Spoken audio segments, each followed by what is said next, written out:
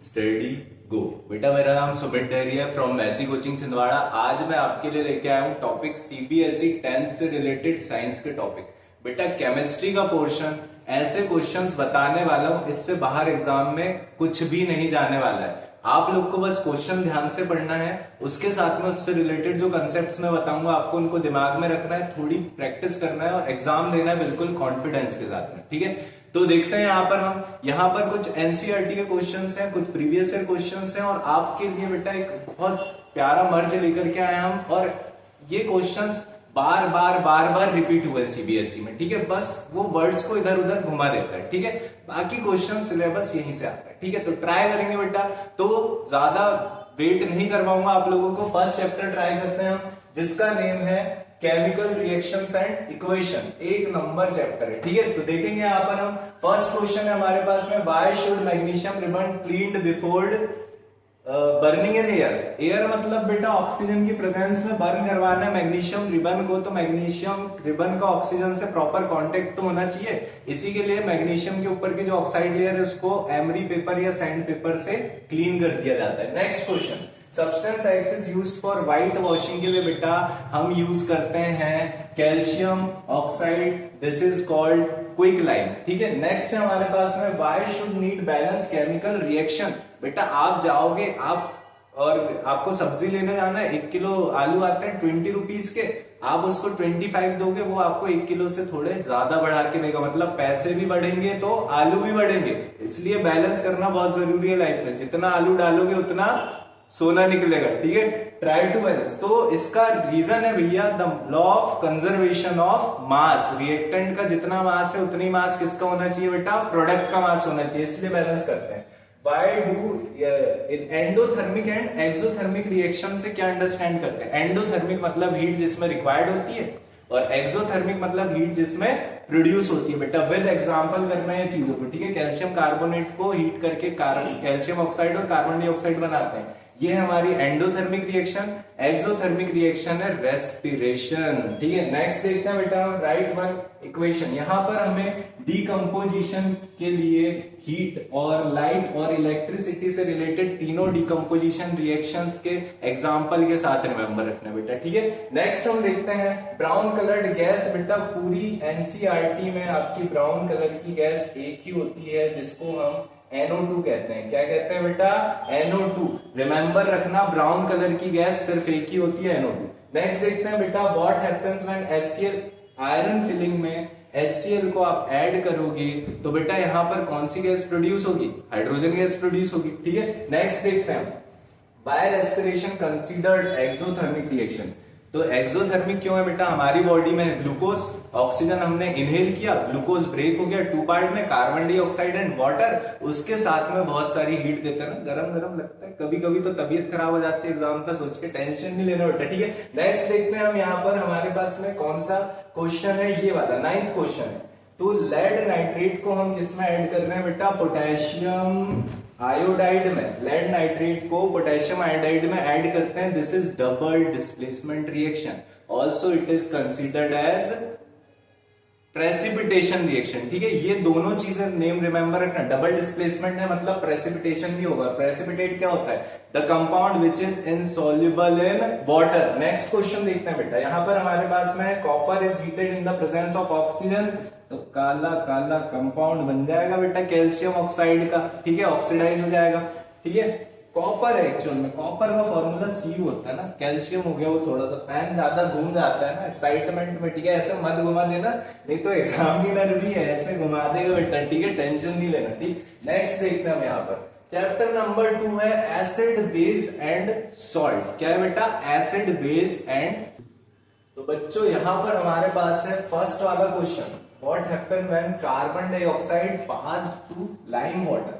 Lime water जो होता है बेटा उसमें कार्बन डाइऑक्साइड पास कराने में वो हो जाता है मिल्की, है ना। लाइम वाटर लेना है, स्ट्रॉ डालना है और पी लेना है, पीना नहीं बेटा, फूकना है उसको ना। फूकोगे तो कार्बन डाइऑक्साइड उसमें मिक्स होगी और लाइम वाटर जो ट्रांसपेरेंट होता है वो मिल्की कलर में कन्वर्ट हो जाएगा और क्या बना लेगा, कैल्शियम कार्बोनेट बना लेगा बेटा। ठीक है, उसके बाद में शॉर्ट ड्यूरेशन के लिए तो कैल्शियम कार्बोनेट बनेगा, लेकिन लॉन्ग ड्यूरेशन तक कार्बन डाइऑक्साइड देते रहोगे तो कैल्शियम हाइड्रोजन कार्बोनेट बन जाएगा बेटा, ठीक है। यहाँ पर हमें ये बात ध्यान रखना है, ठीक है। उसके बाद में सेकंड क्वेश्चन है हमारे पास में कि मार्बल का फॉर्मूला क्या होता है। बेटा मार्बल कुछ नहीं होता है, कैल्शियम कार्बोनेट मार्बल भी होता है, और जो हमारा लाइमस्टोन होता है वो भी कैल्शियम कार्बोनेट होता है, ठीक है। अब मार्बल जो है वो कोरोड क्यों होते जा रहा है, ताजमहल जो है व्हाइट था एकदम, वो हल्का हल्का येलोइश होते जा रहा है। उसका रीजन है बेटा एसिड रेन, फैक्ट्री से निकला हुआ धुआं जा रहा है और वो रेन के वाटर के साथ मिक्स होके क्या बना रहा है, एसिड रेन बना रहा है, इस वजह से ऐसा हो रहा है।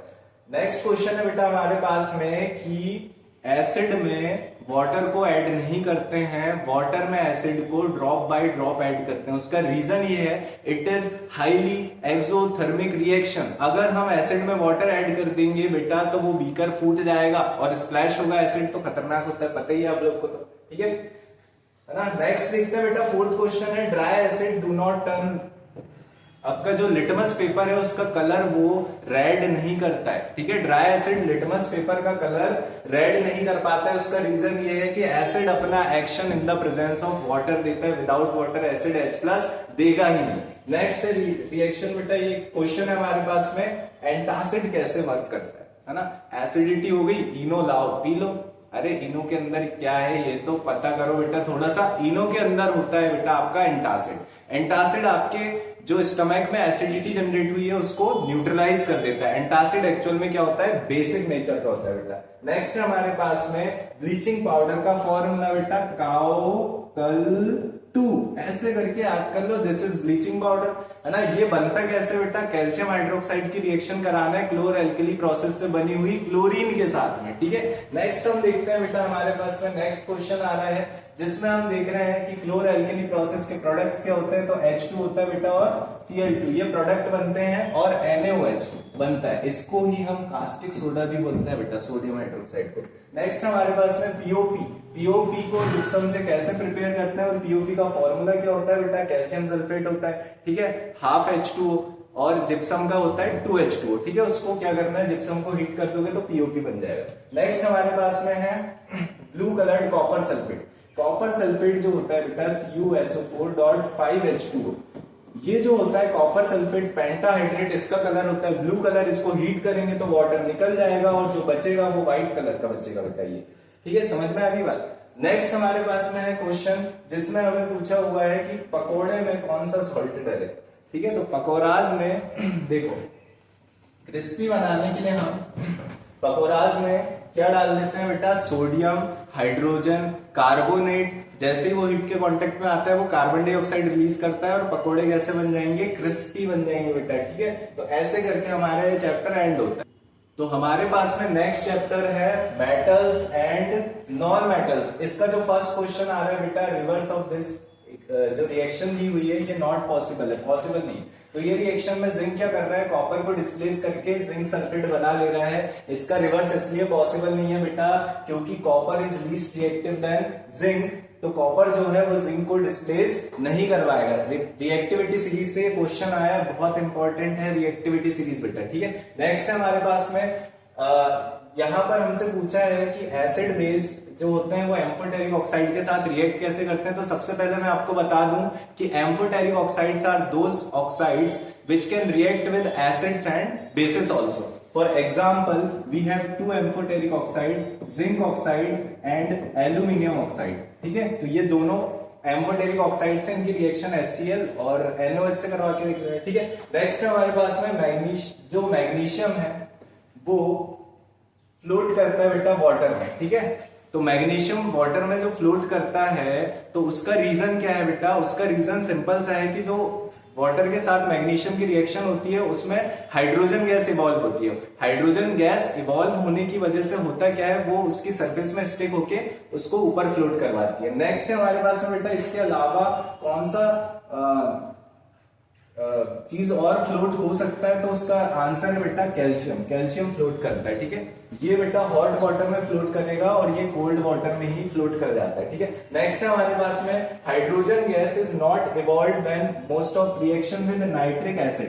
तो नाइट्रिक एसिड से जब रिएक्ट करते हैं तो H2 निकलती तो है, लेकिन उसमें ऑक्सीजन ऐड होके वाटर बन जाता है बेटा, ठीक है, याद रखना। नेक्स्ट हमारे पास में क्वेश्चन, इसमें आयरन नेल को डिप करना है कॉपर सल्फेट सॉल्यूशन में, तो आयरन डिस्प्लेस कर देगा कॉपर को, फिर से डिस्प्लेसमेंट जो होगा वो किसके थ्रू होगा बेटा, रिएक्टिविटी सीरीज के थ्रू होगा। नेक्स्ट हमारे पास में एल्यूमिनियम इज रिएक्टिव मैटर। अब एल्यूमिनियम बहुत ज्यादा रिएक्टिव होता है, तो होना तो ये चाहिए कि इसमें फूड आर्टिकल्स रखेंगे तो वो खराब हो जाएगा, टॉक्सिक हो जाएगा, लेकिन ऐसा होता नहीं है, क्योंकि एल्यूमिनियम जो होता है उसकी सरफेस पे एक प्रोटेक्टिव लेयर बना लेता है ऑक्साइड की और फर्दर ऑक्सीडेशन को रोक देता है, इसलिए उसका यूज किया जाता है। नेक्स्ट हमारे पास में बेटा MgCl2 का फॉर्मेशन देखेंगे। Mg के पास में 2 होते हैं वैलेंशियल इलेक्ट्रॉन्स, 1 Cl को 1 दे देगा और इस वाले Cl को 1 दे देगा और MgCl2 बना लेगा, ठीक है। और यहाँ पर एक चीज और पूछा जा रहा है कि मेल्टिंग बॉइलिंग पॉइंट जो होता है आयनिक कंपाउंड का वो हाई क्यों होता है। उसका रीजन ये है कि आयंस के बीच में जो अट्रैक्शन फोर्स है उसको ब्रेक करने के लिए बहुत ज्यादा एनर्जी रिक्वायर्ड होती है बेटा, ठीक है। नेक्स्ट है हमारे पास में यहाँ पर थर्माइट वेल्डिंग प्रोसेस।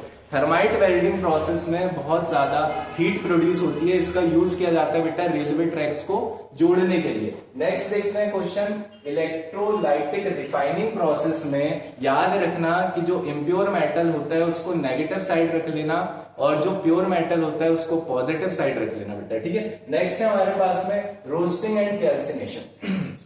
रोस्टिंग मतलब heating in the presence of oxygen and calcination का मतलब है हीटिंग विदाउट ऑक्सीजन, ठीक है। नेक्स्ट हम यहाँ पर देखते हैं कि हमारे पास में why silver articles become black. तो सिल्वर की किसी ने चेन पहना होगा ना, किसी ने गले में चेन पहना होगा, किसी ने ब्रेसलेट वगैरह कुछ पहना होगा, तो वो समय के साथ बेटा काले हो जाते हैं। उसका रीजन ये होता है कि सिल्वर जो है वो H2S से रिएक्ट करके Ag2S बना देता है बेटा, ठीक है। और इसका कलर जो होता है, इसका कलर होता है ब्लैक, ठीक है। तो ऐसे करके हमारा 3rd चैप्टर एंड। तो बेटा केमिस्ट्री के लास्ट चैप्टर की तरफ हम मूव करते हैं और वो चैप्टर है हमारे पास में कार्बन एंड इट्स कंपाउंड्स। तो इसका फर्स्ट क्वेश्चन निकल के आ रहा है भैया, हमको यहाँ पर बताना है, रीजंस बताना है कुछ कुछ कि कोवेलेंट बॉन्डिंग जो होती है वो कार्बन क्यों बनाता है। तो कार्बन कोवेलेंट बॉन्डिंग इसलिए बनाता है क्योंकि उसको ऑक्टेट कंप्लीट करने के लिए 4 लेना पड़ेगा या तो 4 देना पड़ेगा, तो वो दोनों काम नहीं करता है बीच में, इसलिए वो क्या कर लेता है, कोवेलेंट बॉन्डिंग बना लेता है। और कोवेलेंट बॉन्डिंग कैसे बनती है बेटा, म्यूचुअल शेयरिंग ऑफ इलेक्ट्रॉन्स के थ्रू बनती है बेटा। नेक्स्ट यहाँ पर क्वेश्चन है हमारे पास में, साइक्लिक अनसैचुरेटेड हाइड्रोकार्बन होता है बेंजीन। रिमेंबर रखना बेटा कौन सा हाइड्रोकार्बन होता है, बेंजीन। नेक्स्ट है हमारे पास में diamond has high melting point. High melting point होता है इसका रिजिड 3 डायमेंशनल स्ट्रक्चर की वजह से हाई मेल्टिंग पॉइंट होता है बेटा इसका, ठीक है। नेक्स्ट यहाँ पर एक graphite is good conductor of electricity, क्योंकि यहाँ पर उसमें 1 इलेक्ट्रॉन फ्री इलेक्ट्रॉन रहता है जिस वजह से वो गुड कंडक्टर ऑफ इलेक्ट्रिसिटी होता है। कार्बन ओनली 3 बॉन्ड्स बनाता है यहाँ पर। नेक्स्ट है हमारे पास में बेटा, यहाँ पर हमारे पास में कुछ इलेक्ट्रॉन डॉट स्ट्रक्चर बनाना है, किसका, मेथेन का। तो मेथेन का इलेक्ट्रॉन डॉट स्ट्रक्चर जो है वो ऐसे बनता है, CH के साथ में 4H के साथ में बॉन्डिंग कर लेता है।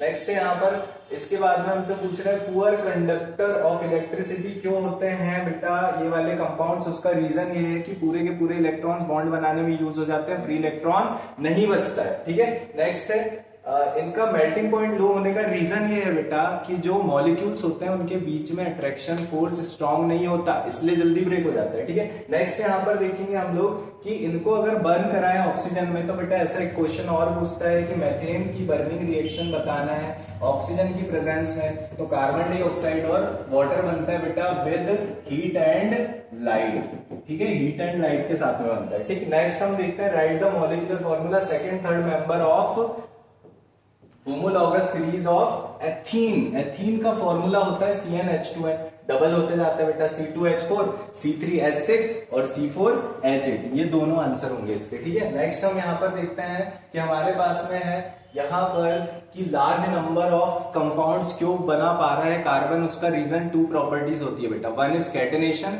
And the other one is tetravalency, मतलब 4 बॉन्ड बनाने की कैपेसिटी। नेक्स्ट हम यहाँ पर देखते हैं कि हमें बताना है कि सनलाइट में मेथेन कैसे रिएक्ट करता है। तो मेथेन क्लोरीन के साथ सनलाइट में 1 हाइड्रोजन लूज करके 1 क्लोरीन ऐड कर लेगा और क्लोरोमेथेन बना लेगा बेटा, ठीक है। इसके बाद में हम देखते हैं कि हाइड्रोकार्बन्स क्या होते हैं बेटा, the compounds containing hydrogen and carbon are called hydrocarbons. तो उनका फॉर्मूला बताना है, तो सैचुरेटेड हाइड्रोकार्बन का फॉर्मूला होता है CnH2n और अनसैचुरेटेड H2n+2 और अनसेचुरेटेड में बेटा आते हैं आपके एल्कीन एल्काइन, उनका फॉर्मूला होता है CnH2n, और एल्काइन का फॉर्मूला होता है CnH2n-2।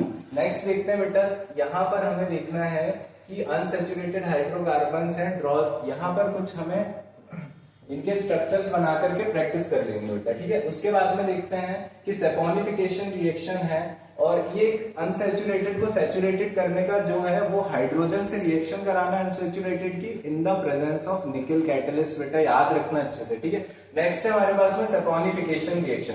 सेपोनिफिकेशन रिएक्शन में एस्टर की रिएक्शन आपको सोडियम हाइड्रोक्साइड से करा देना है और सोप मॉलिक्यूल बन जाता है, इसी रिएक्शन को सेपोनिफिकेशन रिएक्शन कहा जाता है बेटा, ठीक है।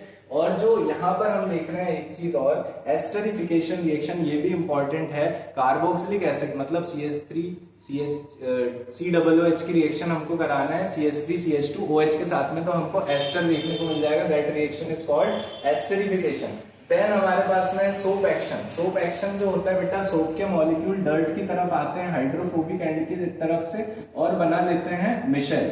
इस फॉर्मेशन को, क्लस्टर ऑफ मॉलिक्यूल्स को क्या कहा जाता है बेटा, मिशेल, ठीक है। उसके बाद में डिटर्जेंट सोप से बेटर इस वजह से होते हैं क्योंकि डिटर्जेंट हार्ड वाटर में भी वर्क करते हैं। तो बेटा इसके अलावा केमिस्ट्री में कुछ नहीं आने वाला और यही 100% आपका एग्जाम में आने वाला है, ठीक है।